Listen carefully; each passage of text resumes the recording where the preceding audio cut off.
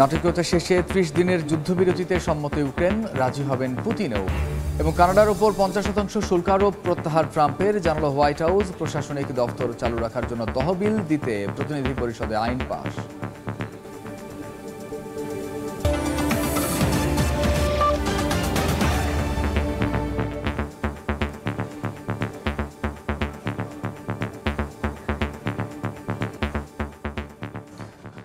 আন্তর্জাতিক সময়ের সঙ্গে আছি আমি কামরুজ্জামান মামুন। রাশিয়ার সঙ্গে ৩০ দিনের সাময়িক যুদ্ধবিরতির মার্কিন প্রস্তাবে রাজি হয়েছে ইউক্রেন।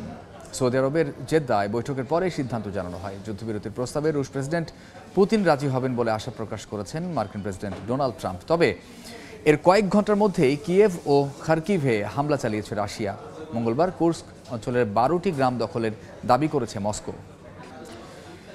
ফিলিস্তিনপন্থী বিক্ষোভে যুক্ত থাকার অভিযোগে যুক্তরাষ্ট্রের কলম্বিয়া বিশ্ববিদ্যালয়ের শিক্ষার্থী মাহমুদ খলিল গ্রেফতারের ঘটনায় উত্তপ্ত যুক্তরাষ্ট্র। অবিলম্বে খলিলের মুক্তি দাবিতে নিউ ইয়র্কের রাজপথে নামেন বিভিন্ন বিশ্ববিদ্যালয়ের শিক্ষক শিক্ষার্থীরা। গ্রেফতারের নিন্দা জানিয়েছে মুসলিম নাগরিক অধিকার ভিত্তিক সংগঠনগুলো। পুলিশ বেশ কয়েকজনকে গ্রেফতারও করে। তারা বিক্ষোভ হয় ক্যালিফোর্নিয়ার লস অ্যাঞ্জেলেসেও। কলম্বিয়া বিশ্ববিদ্যালয় আইসিই এবং ডিএইচএসকে তাদের ক্যাম্পাসে প্রবেশের অনুমতি দিয়েছে, কিন্তু শিক্ষার্থীদের সুরক্ষা দেয়নি। তাই আমাদের শিক্ষার্থীদের নিয়ে এখানে উপস্থিত হয়েছি। আমরা অন্যায়ের বিরুদ্ধে সোচ্চারের বার্তা দিতে চাই। শিক্ষার্থীদের সুরক্ষাটা জরুরি। এদিকে শুধু বিশ্ববিদ্যালয়ের শিক্ষক শিক্ষার্থীরা নয়, ট্রাম্প প্রশাসনের এমন কর্মকাণ্ডের নিন্দা জানানোর পাশাপাশি অবিলম্বে খলিলের শর্তহীন মুক্তির দাবি জানিয়েছে মুসলিম নাগরিক সংগঠনগুলো। আমরা ট্রাম্প প্রশাসনের তীব্র নিন্দা জানাই। রমজান মাসে ইফতার গ্রহণের সময় তাকে গ্রেপ্তার করা মানবাধিকার লঙ্ঘন, যদিও তিনি কোনো অন্যায় করেননি। গত শনিবার ৮ মাসের অন্তঃসত্ত্বা স্ত্রীর সামনে থেকে মাহমুদ খলিলকে গ্রেফতার করে যুক্তরাষ্ট্রের হোমল্যান্ড সিকিউরিটি। প্রথমে ভিসা বাতিলের কথা বললেও পরে তার গ্রিন কার্ড বাতিল করা হয়।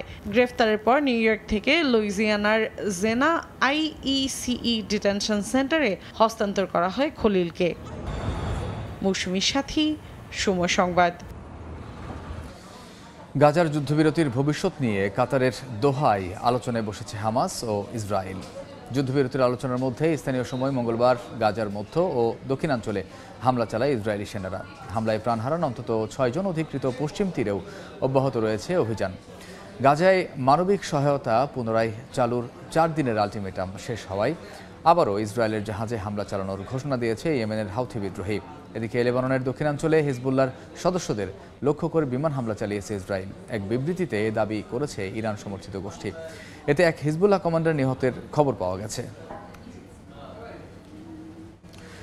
কানাডার উপর ৫০% শুল্ক আরোপের সিদ্ধান্ত প্রত্যাহার করেছেন মার্কিন প্রেসিডেন্ট ডোনাল্ড ট্রাম্প। মঙ্গলবার গণমাধ্যম সিএনবিসিকে এ তথ্য জানায় হোয়াইট হাউস। এদিকে অস্ট্রেলিয়ার প্রধানমন্ত্রী অ্যান্থনি অ্যালবানিজ জানিয়েছেন মার্কিন পণ্যের ওপর কোনো ধরনের পাল্টা শুল্ক আরোপ করবে না তার প্রশাসন। ইলন মাস্কের প্রতি সমর্থন জানিয়ে টেসলার বিরুদ্ধে যে কোনো ধরনের সহিংসতাকে সন্ত্রাসবাদ বলে গণ্য করা হবে বলে মন্তব্য করেন প্রেসিডেন্ট ট্রাম্প। প্রশাসনিক দপ্তরগুলো বন্ধ হয়ে যাওয়া ঠেকাতে সেপ্টেম্বর পর্যন্ত তাদের তহবিল দেওয়ার পক্ষে আইন পাশ করেছে মার্কিন প্রতিনিধি পরিষদ। প্রথমে শুল্ক আরোপ এবং পরে সমঝোতা চুক্তি, এই যেন হয়ে উঠেছে মার্কিন প্রেসিডেন্ট ডোনাল্ড ট্রাম্পের একমাত্র ভাষা। বাণিজ্য চুক্তির প্রস্তাব ছাড়া কোনোভাবেই ঠেকানো যাচ্ছে না তার আগ্রাসী শুল্ক আরোপের ঝড়। মঙ্গলবার কানাডার নতুন প্রধানমন্ত্রী মার্ক কার্নি যুক্তরাষ্ট্রে বিদ্যুৎ রফতানির ওপর অতিরিক্ত শুল্ক আরোপের ঘোষণা দেন। জবাবে সেদেশের ইস্পাত ও অ্যালুমিনিয়াম পণ্যের ওপর শুল্ক দ্বিগুণ করে ৫০% করেন মার্কিন প্রেসিডেন্ট ডোনাল্ড ট্রাম্প। এই ঘোষণায় দুই দেশের ব্যবসায়ীদের মধ্যে উত্তেজনা সৃষ্টি হলে যুক্তরাষ্ট্রের মিশিগান, নিউ ইয়র্ক এবং মিনেসোটা অঙ্গরাজ্যে বিদ্যুৎ রফতানির ওপর শুল্ক আরোপের সিদ্ধান্ত সাময়িকভাবে স্থগিত করেন অন্টারিওর প্রিমিয়ার ডগ ফোর্ড। একই সঙ্গে অন্টারিওর সঙ্গে যুক্তরাষ্ট্রের বাণিজ্য চুক্তির প্রস্তাব দেন। তার এই প্রস্তাবে রাজি হয়ে দেশটির ওপর আরোপিত নতুন ৫০% শুল্ক আরোপের সিদ্ধান্ত স্থগিত করে হোয়াইট হাউস। তবে বাণিজ্য যুদ্ধ বড় আকার ধারণ করলে যুক্তরাষ্ট্রে তেল রফতানি বন্ধের হুমকি দিয়েছেন কানাডার জ্বালানি মন্ত্রী জোনাথন উইলকিনসন। মার্কিন ধনকুবের ইলন মাস্কের প্রতি নিজের অকুণ্ঠ সমর্থনের আবারও প্রমাণ দিলেন ট্রাম্প। হোয়াইট হাউসের তথ্য অনুযায়ী টেসলার ওপর যে কোনো ধরনের সহিংসতা মার্কিন আইন অনুযায়ী সন্ত্রাসবাদ বলে গণ্য করা হবে। বিশ্বজুড়ে টেসলা বিরোধী আন্দোলন এবং শেয়ার বাজারে দরপতনের পর এমন সিদ্ধান্ত নিয়েছেন ট্রাম্প। তার মতে যুক্তরাষ্ট্রের স্বার্থে নিজের প্রতিষ্ঠানের ভবিষ্যৎ হুমকির মুখে ফেলেছেন মাস্ক। তাই তার প্রতি সমর্থন জানাতে নিজে টেসলার নতুন মডেলের একটি গাড়ি কেনারও প্রতিশ্রুতি দিয়েছেন প্রেসিডেন্ট ট্রাম্প। এর মধ্যেই বাজেট ঘাটতির মুখোমুখি হয়ে যুক্তরাষ্ট্রের যে প্রশাসনিক দফতরগুলো বন্ধ হতে চলেছিল তাদের সেপ্টেম্বর পর্যন্ত তহবিল প্রদানের সিদ্ধান্ত পাশ হয়েছে মার্কিন প্রতিনিধি পরিষদে। রিপাবলিকান আইন প্রণেতাদের এই প্রস্তাব 217 ভোটে জয়ী হয়, যাদের মধ্যে একজন ডেমোক্রেটের ভোটও ছিল। এবার সিনেটে বিল পাশ করতে অন্তত 8 জন ডেমোক্রেট সদস্যের ভোট প্রয়োজন। আমিরুল ইসলাম আলিফ, সময় সংবাদ। পারমাণবিক কর্মসূচি বন্ধে যুক্তরাষ্ট্রের চাপের মুখে ইরান কোনো আলোচনায় বসবে না বলে সাফ জানিয়ে দিয়েছেন প্রেসিডেন্ট মাসুদ পেজেশকিয়ান। ওয়াশিংটনের হুমকি ও হুকুম তেহরানের কাছে অগ্রহণযোগ্য বলে জানিয়েছেন তিনি। তবে পারমাণবিক কর্মসূচির সামরিকীকরণের বিষয়ে আলোচনায় প্রস্তুত রয়েছে ইরান। ইরানকে পারমাণবিক সক্ষমতা অর্জন থেকে বিরত রাখতে দ্বিতীয় মেয়াদে এসে আবারও সর্বোচ্চ চাপ নীতি প্রয়োগ করছেন মার্কিন প্রেসিডেন্ট ডোনাল্ড ট্রাম্প। কিছুদিন আগে দেশটির অর্থনৈতিক কাঠামোকে পুরোপুরি ভেঙে দিতে নানা ধরনের কঠোর বিধিনিষেধ আরোপ করে ট্রাম্প প্রশাসন। তেহরানের জ্বালানি তেলের ওপর নিষেধাজ্ঞা আরোপের পাশাপাশি ইরাকেও ইরানের বিদ্যুৎ সরবরাহ বন্ধ করে দিয়েছে ওয়াশিংটন। এবার যুক্তরাষ্ট্রকে কড়া ভাষায় জবাব দিলেন ইরানের প্রেসিডেন্ট মাসুদ পেজেশকিয়ান।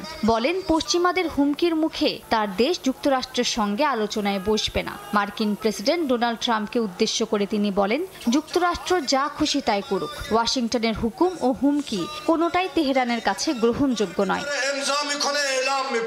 পেজেশকিয়ানের এমন বক্তব্যের কিছুদিন আগে ইরানের সর্বোচ্চ ধর্মীয় নেতা আয়াতুল্লাহ আলী খামেনি যুক্তরাষ্ট্রের সঙ্গে আলোচনার সম্ভাবনা প্রত্যাখ্যান করে দেন। বলেন, ওয়াশিংটনের মূল উদ্দেশ্য শুধু ইরানের ক্ষেপণাস্ত্র কর্মসূচির উপর সীমাবদ্ধতা আরোপ নয়, বরং মধ্যপ্রাচ্যে তেহরানের প্রভাব কমিয়ে দেয়া। এদিকে জাতিসংঘে ইরানের মিশন জানিয়েছে, তাদের পারমাণবিক কর্মসূচির সামরিকীকরণ নিয়ে যুক্তরাষ্ট্রের যদি উদ্বেগ থাকে তাহলে সে বিষয়ে আলোচনা হতে পারে। তবে ইরানের শান্তিপূর্ণ পারমাণবিক কর্মসূচি বন্ধের বিষয়ে কোনো সমঝোতা হবে না বলে জানানো হয়। মালিহা সুহরাওয়ার্দী, সময় সংবাদ। বিশ্বের সবচেয়ে সুখী ও অন্যতম সমৃদ্ধ দেশ ফিনল্যান্ডে বাড়ছে বেকারত্বের হার। কাজ সংকটে ভুগছেন প্রবাসী বাংলাদেশি অভিবাসীরা। দেশটিতে কাটছেই না রাশিয়ায় যাচ্ছে বসবাসের জন্য আদর্শ স্থান হিসেবে বিবেচিত ফিনল্যান্ডের ভাবমূর্তি। মহিউদ্দিন মধুর রিপোর্ট। এই মুহূর্তে বেকার চাকরি প্রার্থীর সংখ্যা প্রায় 3 লাখ ছাড়িয়েছে, যা গত বছরের তুলনায় 30,000-এর বেশি। বেকারত্বের হার 9%।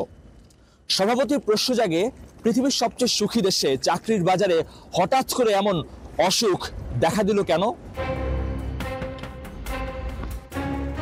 দীর্ঘ 34 বছর ধরে ফিনল্যান্ডে ব্যবসা করেন প্রবাসী বাংলাদেশি জামান সরকার। বেশ কয়েকটি রেস্তোরাঁর মালিক তিনি। ইউক্রেন যুদ্ধের আগে তার প্রতিষ্ঠানে শখানেক বাংলাদেশি কাজের সুযোগ পেতেন। যুদ্ধের প্রভাবে কমেছে পর্যটক, সংকীর্ণ হয়েছে ব্যবসায়িক পরিস্থিতি, কমেছে কর্মীর সংখ্যাও। সংখ্যা কাটেনি এখনো। ইউক্রেন যুদ্ধের পরে এই ব্যবসা বাণিজ্যের উপর একটা বিরাট ধাক্কা পড়ে। এমনকি ফিনল্যান্ড থেকে কোনো ট্যুরিস্টও এখানে আসতে পারতেছে না ভিসা জটিলতার কারণে। এই কারণেই কাজের বাজারে এই সংকট। রাশিয়া ইউক্রেন যুদ্ধ বদলে দিয়েছে ফিনল্যান্ডের চাকরির বাজার।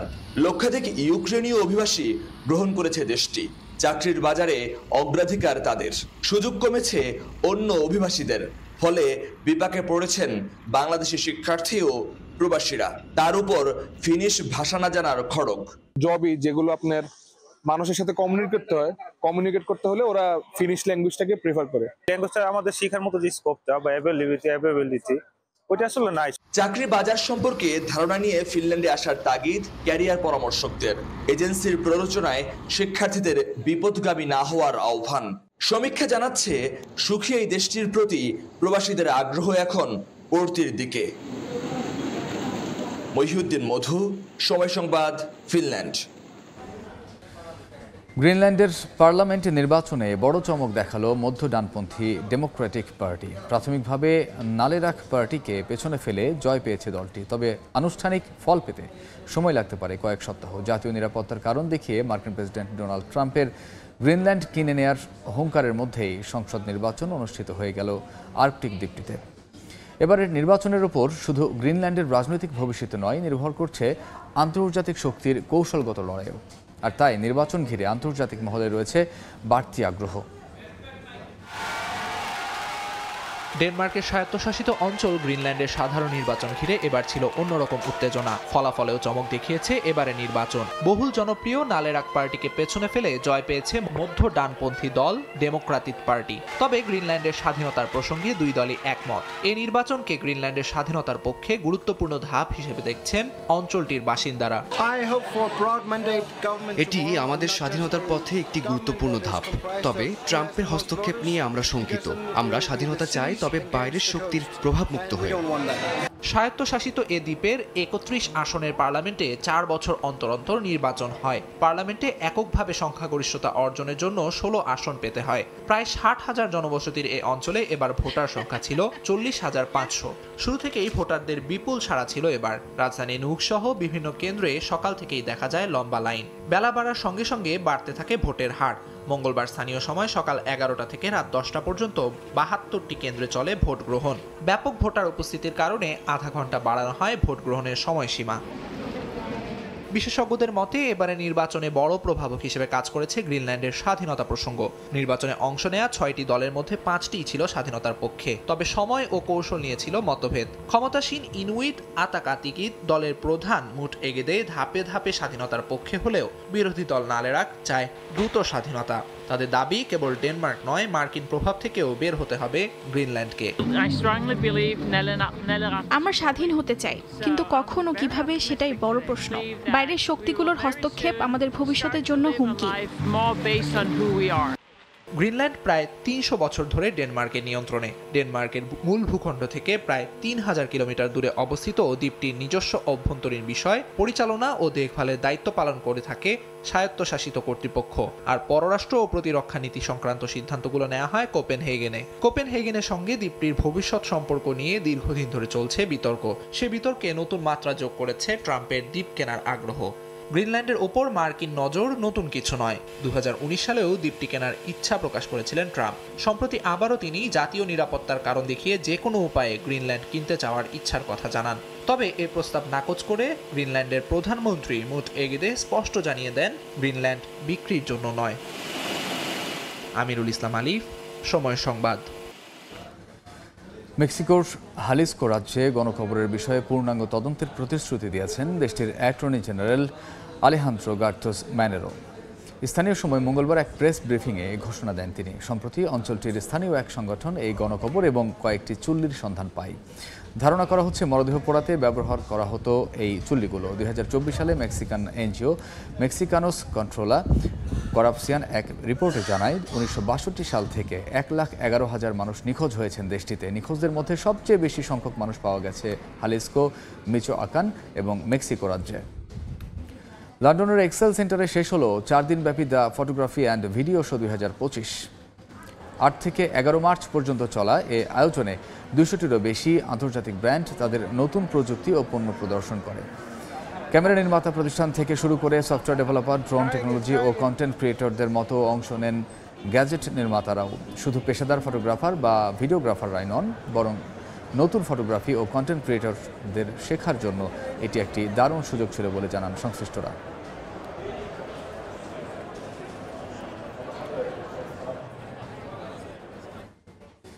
এই ছিল আন্তর্জাতিক সময়।